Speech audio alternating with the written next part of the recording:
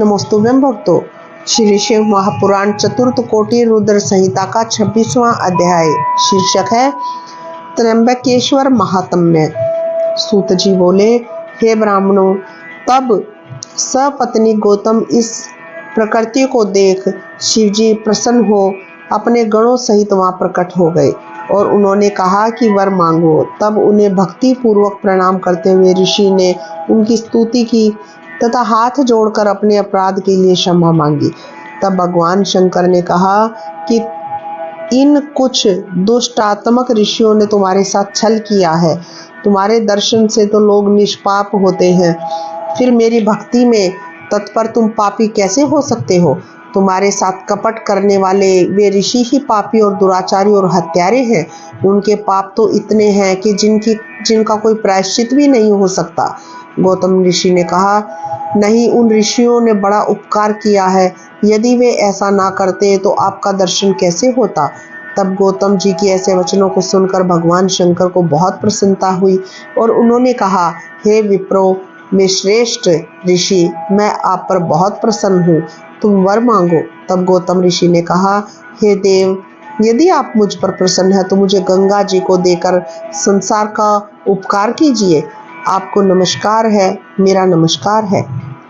तब शिवजी ने गंगा जी का बचा हुआ जो तत्व रूप जल जो उनके विवाह के समय ब्रह्मा जी ने उन्हें दिया था, मुनि को प्रदान किया।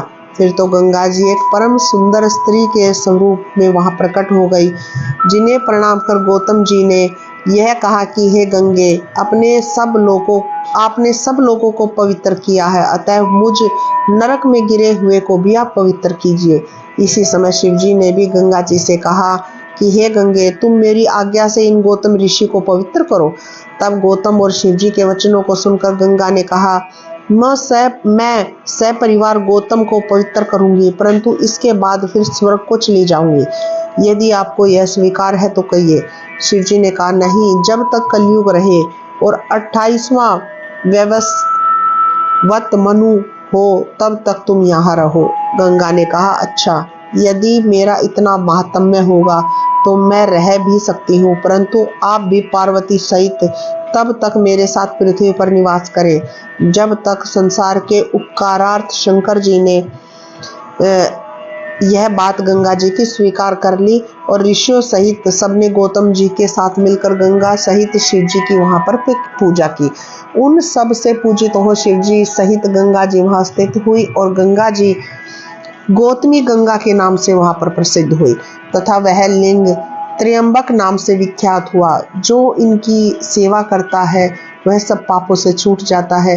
हे मुनीश्वरों, जो आप लोगों ने पूछा था यह मैंने कहा, अब और क्या सुनना चाहते हो यह कहिए। इससे में संदेह नहीं कि वह सब मैं आप लोगों को सुनाऊंगा। इस प्रकार श्री शिव महापुराण कोटि रुद्र संहिता का 26वां अध्याय समाप्त होता है।